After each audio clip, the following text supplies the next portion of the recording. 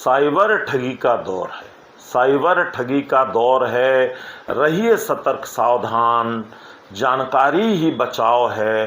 फर्जी तरीके लो पहचान, फर्जी तरीके लो पहचान। नमस्कार साथियों, स्वागत है आपका संप्रेषण विद एसएस में। मैं हूं आपका दोस्त डॉक्टर एसएस त्रिपाठी। साथियों, आज एक साइबर फ्रॉड से संबंधित खास वीडियो लेकर आपके सामने हाजिर हूं, ताकि आप स्वयं को इन चीज़ों से बचा सकें और अपने परिवार और मित्रजनों को इन चीज़ों से बचा सकें। साथियों, पिछले दशक में ऐसी वारदातें भारत के कुछ खास हिस्सों से ही संचालित होती थी, लेकिन इस समय ऐसी वारदातों की खबरें पूरे देश से आ रही हैं और रोज सैकड़ों लोग ऐसी ठगी का शिकार बनते हैं। लेकिन खुशी की ये भी बात है कि बहुत सारे समझदार लोग ऐसी ठगी के शिकार से बच जाते हैं अपनी समझदारी के कारण। और साथियों, आरबीआई तो रोज कहते रहते हैं कि समझदार बनिए, जानकार बनिए, लेकिन फिर भी लोग लापरवाही में कुछ गलतियां कर जाते हैं और लाखों की ठगी के शिकार बन जाते हैं। तो आइए साथियों, जानें कैसे समझदार पढ़े लिखे लोग इन जालसाजों के शिकार बन जाते हैं, ठग लिए जाते हैं और उनकी जान माल पैसा तमाम चीज़ें इसमें चली जाती हैं। तो यह वीडियो साथियों बहुत महत्वपूर्ण है। मेरा निवेदन है, पूरा वीडियो देखिएगा और अपने मित्र और परिवारजनों को भी सचेत करिएगा। आप सबका स्नेह सानिध्य समर्थन चाहूँगा। तो आइए साथियों, जानते हैं कि इस फ्रॉड जाल में फंसने के पीछे क्या कारण प्रमुख होते हैं। तो साथियों, सबसे पहला कारण होता है जानकारी का अभाव, लोभ लालच में फंसना, सुविधा का झांसा देना, समय की बचत का चक्कर, जल्दी पैसा कमाना, ठगों की धौंस से डर जाना, बेइज्जती का डर, चंचल स्वभाव, ओवर कॉन्फिडेंस, ओटीपी जल्दी से बता देना। और यह भी कई बार कई लोग गलती करते हैं कि पैसे रिसीव करते समय भी पिन नंबर डाल देते हैं। यह भी एक बड़ी गलती है। तो आइए साथियों, अब आगे जानते हैं कि इन फ्रॉड लोगों के क्या पैंतरे और क्या तरीके होते हैं। तो साथियों, इनका सबसे जाना माना तरीका जो आजकल चल रहा है वो है कि आपका पार्सल आया है जी, आप लेना चाहेंगे, कोई कीमती चीज़ है। स्वभावतः लोग कह देते हाँ, तो वो कहते हैं मैं एक लिंक भेज रहा हूं, आप इसे भरकर भेजिए तो कल पार्सल आपके घर आ जाएगा। और अगर आपने समझदार बनकर कहा कि नहीं भाई, हमें नहीं चाहिए, हमारा कोई पार्सल नहीं आना है, तो वो कहते हैं हम एक लिंक भेज रहे हैं, आप इसे कैंसिल कर दीजिए, नहीं तो बड़ी मुश्किल हो जाएगी, आपको पता नहीं इसमें क्या हो। तो दोनों स्थितियों में फंसने का डर रहता है। और कई बार इस तरह की आपके पास मैसेज आते हैं कि आपका फ़ोन कुछ गलत कामों में लगा हुआ है, ड्रग्स में, किडनैपिंग में, मनी लॉन्ड्रिंग में। फिर लोगों को डरा कर फांस कर उनसे पैसे ठगे जाते हैं। और कई बार ऐसे फ़ोन भी आते हैं कि आपका बच्चा, जहां आपका बच्चा कहीं पढ़ रहा है, वो किसी मर्डर, रेप, लूट, हिट एंड रन के केस में फंस गया है, उसे लंबी सज़ा होगी, अभी हमने केस रजिस्टर नहीं किया है, आप कुछ पैसे हमें दे दीजिए तो हम केस अपने लेवल पर ही रफा दफा कर देंगे। और कई बार ऐसे भी फ़ोन आते हैं कि हमने आपका बच्चा किडनैप कर लिया है और आप पैसे भेजिए, नहीं तो हम इसे जान से मार देंगे या कुछ और नुकसान पहुंचा देंगे। और कुछ तो ऐसे अजीबोगरीब तरीके हैं साथियों के लोग दया में, करुणा में पिघल जाते हैं कि किसी लड़की का फ़ोन आता है कि अंकल या आंटी, मैं गरीब लड़की हूँ, मेरी अभी अभी सरकारी नौकरी लगी है और गलती से मैंने आपका फ़ोन नंबर डाल दिया है उसमें, क्योंकि मेरे आपके फ़ोन नंबर में एक डिजिट का फ़र्क था, गलती से आपका फ़ोन नंबर पड़ गया है, तो मैं एक ओटीपी आपको भेज रही हूँ, वो आप डालेंगे तो वो वहाँ का जहाँ मुझे जॉब मिली है वो मेरा नंबर अपडेट कर देंगे, नहीं तो मेरी नौकरी चली जाएगी। तो लोग पिघल जाते हैं और लपेटे में आ जाते हैं। और कई बार एआई, आर्टिफिशियल इंटेलिजेंस से आवाज़ निकालकर या फर्जी वीडियो बनाकर एआई के थ्रू, जिसमें किसी फर्जी पुलिस ऑफिसर के द्वारा आपको धमकाया जाता है, बताया जाता है कि ये वीडियो आपके बच्चे का है। तो इस तरह की तमाम वारदातें रोज़ होती रहती हैं। और कई बार ये होता है कोई लिंक भेजा जाता है आप तक कि आपका सिम अपडेट कर रहे हैं, आपका ऐप अपडेट हो रहा है, आप 1 2 ये फला फला नंबर प्रेस करिए तो ऑटोमेटिक अपडेट हो जाएगा। और इन तरीक़ों से आपका फ़ोन हैक कर लिया जाता है या आपका सिम स्वैप कर लिया जाता है। तो कई बार ऐसा भी होता है साथियों, ऐसी घटनाएं कई लोगों के साथ हो चुकी हैं कि कोई खूबसूरत सी लड़की आपको वीडियो कॉल करती है, लोग उठा लेते हैं और उसी बीच में वो कुछ अश्लील हरकतें करना शुरू कर देती है।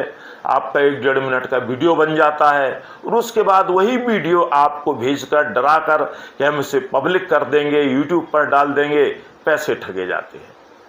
और कभी कभी लोग लड़कियों की सुंदर डीपी देखकर उनसे दोस्ती के चक्कर में फंस जाते हैं। और इसमें युवा ही नहीं, बड़े बुजुर्ग भी कई टारगेट हुए हैं और ब्लैकमेलिंग के चक्कर में फंसे हैं। अंत में हार थक कर वो पुलिस के पास पहुंचे हैं। और कभी कभी आपके पास फर्जी चालान, वारंट, इनकम टैक्स के नोटिस आ जाते हैं, जिनका लिंक क्लिक करते ही आपका खाता साफ हो जाता है।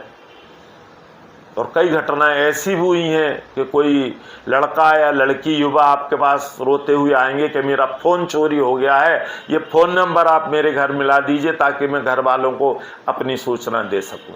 तो जैसे ही आपने वो फ़ोन नंबर मिलाया, आपका फ़ोन हैक हुआ और आपकी फ़ोन की सारी जानकारी उस नंबर पर शेयर हो गई। और कई बार ऐसा भी होता है, आपको डराते हैं कि आपका सिम डीएक्टिवेट हो जाएगा, आपका ATM card, debit card, credit card expire होने वाला है, केवाईसी नहीं हुई है, आप जल्दी से हमें उसका नंबर बताइए ताकि हम उसे यहीं से अपडेट कर दें। आपकी लॉटरी लगी है, आपको विदेश यात्रा का मौका मिल रहा है, आपने जो बुक्स मंगाई थी वो भेज रहे हैं, आपके डेबिट कार्ड की लिमिट बढ़वा रहे हैं, क्रेडिट कार्ड की लिमिट बढ़वा रहे हैं। ऐसे तमाम झांसे जो होते हैं जिनमें लोगों को फंसाया जाता है। कई बार दोस्तों के नाम पर पैसा मांगा जाता है, आपके दोस्त का फ़ोन हैक करके। और एटीएम में कार्ड बदलने की घटना तो आप लोग जानते ही हैं, जिससे कार्ड क्लोन कर लिए जाते हैं। तो ऐसी तमाम घटनाएं हैं जो पैंतरे तरीके हैं जिनसे ये जालसाज लोग लोगों को फांसते रहते हैं। अब एक आजकल नया तरीका चला है जो इन दिनों बहुत फर्जीवाड़ा हो रहा है, जिसके नाम पर डिजिटल अरेस्ट। तो साथियों, डिजिटल अरेस्ट क्या होता है कि आपको किसी वीडियो कॉल, व्हाट्सएप कॉल या वॉइस कॉल के माध्यम से एक तरह से अपने काबू में कर लिया जाता है कि आपको फ़ोन नहीं काटना है। और वो आप पर नज़र रखे होते हैं, आपके बराबर संपर्क में बने होते हैं और आपको आपके बच्चे, आपके परिवार आदि के नाम पर कि उनसे कोई घटना हो गई है या कोई वारदात उनके साथ हो गई है, आपसे तमाम पैसा ठग लिया जाता है। और बहुत बार देखा है कि लोग बाग 6-6, 8-8 घंटे डिजिटल अरेस्ट बने रहते हैं और उनसे कहा जाता है किसी को बताना नहीं है, हम सीबीआई के ऑफिसर हैं, हम विजिलेंस के ऑफिसर हैं, हम ट्राई के ऑफिसर, ये सब फर्जी नाम बताए जाते हैं। ऐसा ऑफिसर कोई नहीं होता, फर्जी नाम होते हैं सब। और लोग बागों को देखा गया है वो ठग जाते हैं। दिल्ली में साथियों पिछले ही महीने 83 लाख की ठगी हुई थी एक पढ़ी लिखी संभ्रांत महिला से। और कई बार साथियों फर्जी पुलिस ऑफिसर बनकर, फर्जी पुलिस ऑफिसर की डीपी लगाकर, नारकोटिक्स, ट्राई, यूट्यूब तमाम विभागों के या इनकम टैक्स विभाग के अधिकारी बनकर आपको परेशान किया जाता है, आपसे पैसों की ठगी की जाती है। और साथियों एक चीज़ और मैं बता दूं, ये सारा तमाशा किसी छोटे से कमरे में होता है जिसमें 8-10 लोगों की जालसाजों की 8-10 लोगों की टोली है सब कार्य को अंजाम दे रही होती है। और आपको वहां बैठकर ऐसा लगेगा जैसे रियल लोग हैं, लेकिन ये सब एक्टिंग करते हैं, फर्जी लोग होते हैं। अब साथियों बात ये उठती है कि इन सब लोगों के पास ये तमाम फर्जी सिम, अकाउंट नंबर कहाँ से आते हैं। तो साथियों इन लोगों का पूरा गैंग होता है, देश भर के तमाम हिस्सों से फर्जी सिम कार्ड मंगवा लेते हैं फर्जी आईडी देकर। और जो है इसके अलावा तमाम गरीब लोगों को लालच देकर कुछ फर्जी बैंक अकाउंट भी तैयार कर लेते हैं, गरीब लोगों के एटीएम अपने पास रख लेते हैं, उनके माध्यम से ठगी करते हैं और उन्हीं के खाते में पैसे मंगवाते हैं। अगर पुलिस जांच भी करती है, साइबर क्राइम वाले लोग वहां तक पहुंचते हैं तो वहां कोई दूसरा व्यक्ति ही मिलता है जिनने जालसाजी करी, वो कहीं और होते हैं और जिनके नाम पर ठगी हो रही उन्हें पता तक नहीं होता है। और साथियों, कई मित्रों के मन में ये भी सवाल उठता होगा कि आखिर हम लोगों के नंबर कहाँ से मिल जाते हैं। तो साथियों, हम में से काफ़ी लोग ऐसे होते हैं जो तमाम व्हाट्सएप या तमाम ऐप के ग्रुप में जुड़े हुए होते हैं, फेसबुक पर अपने नंबर रखते हैं, और तमाम ऐप जब वो डाउनलोड करते हैं तो हर चीज़ की permission yes yes yes yes देते चले जाते हैं, जिसमें कॉन्टैक्ट शेयर का भी ऑप्शन होता है वो भी यस कर देते हैं। तो इस तरह से हम लोगों के नंबर इनके पास चले जाते हैं। कई बार हम लोग थर्ड पार्टी ऐप डाउनलोड कर लेते हैं, उसकी वजह से भी चले जाते हैं। और कई बार ये भी होता है कि हम लोग पेट्रोल भरवाने किसी होटल में, किसी पार्टी में, किसी मेले में जाते हैं, तो लकी ड्रॉ के नाम पर हम लोग फार्म भर के आते हैं, तो वहाँ से भी नंबर ये उठा लिए जाते हैं। तो इस तरह से हम लोगों के नंबर और जानकारी इनके पास पहुँच जाते हैं। अब साथियों, प्रश्न ये उठता है कि इतने तमाम ठगी के तरीके हैं, आखिर इनसे बचा कैसे जाए? क्या तरीके हो सकते हैं कि एक सामान्य व्यक्ति भी इनसे बच सकता है? तो साथियों, सबसे पहला तरीका तो यही है कि समझदार और जानकार बनिए। अगर आपको जानकारी है और आप समझदार हैं, आप घबराएं नहीं, शांति से काम लें, तो आप इन जालों में कभी नहीं फंसेंगे। आप पब्लिक वाईफाई, साइबर कैफे या पब्लिक प्लेस पर चार्जिंग की जो लगी होती हैं आपकी केबल वगैरह, उन सब से अपने फ़ोन या अपने और भी जो डिवाइस है उनसे कनेक्ट ना करें। और अनजान लिंक अगर आपके पास कोई भी आता है उससे कभी भी क्लिक ना करें। अनजान व्हाट्सएप कॉल, वीडियो कॉल या इवन अनजान वॉइस कॉल, कई बार बहुत सारे फ़ोन और ऐप बता देते हैं कि जंक कॉल है, तो आप कभी मत उठाएं।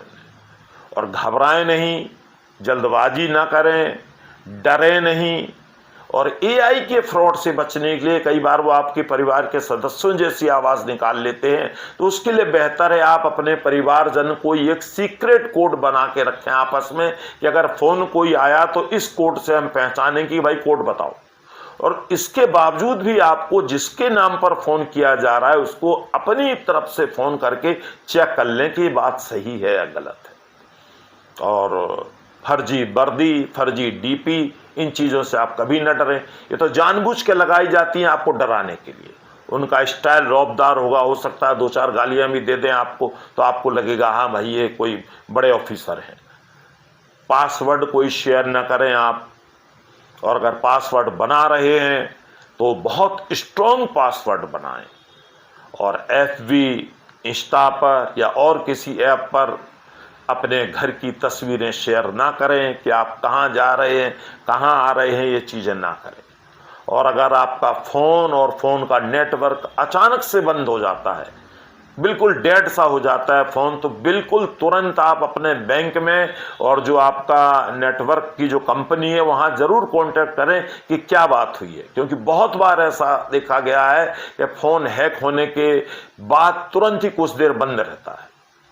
और कोई घटना होने पर आप जो है तुरंत 1930 पर कॉल करें, उन्हें पूरी सूचना दें और उन्हें सहयोग करें ताकि वो जो अपराधी उन तक पहुंचने में उन्हें मदद मिले। और एक चीज़ और है साथियों कि जब ये लोग कोई ईमेल भेजते हैं, मैसेज भेजते हैं, तो उसकी इंग्लिश की स्पेलिंग ज़रूर चेक करें। क्योंकि बहुत बार देखा गया है फ्रॉड लोग इतने पढ़े लिखे नहीं होते हैं, तो स्पेलिंग्स में बहुत सारी एरर होती हैं, तो वो भी एक चेक कर लें, भी एक तरीका हो सकता है। तो अगर सार और संक्षेप में साथियों कहूँ तो मैं यही कहूँगा कि अगर आप सभी को इन फ्रॉड से बचना है तो जानकारी ही बचाव है। डरें नहीं, समझदार बने।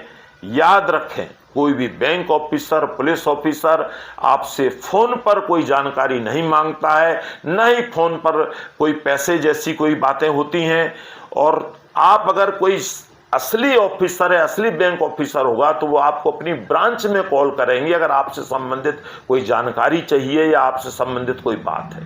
तो आपको बैंक बुलाएंगे या थाने बुलाएंगे, लेकिन आपसे जानकारी फ़ोन पर नहीं मांगेंगे।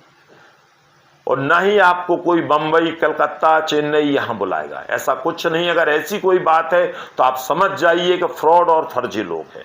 तो मैं तो यही कहना चाहूँगा, सतर्क रहें, जानकार बने, समझदार बने और खुद सुरक्षित रखें और अपने परिवारजनों को, मित्रों को सुरक्षित बनाएं। तो आज के लिए बस इतना ही। टेक केयर, नमस्कार।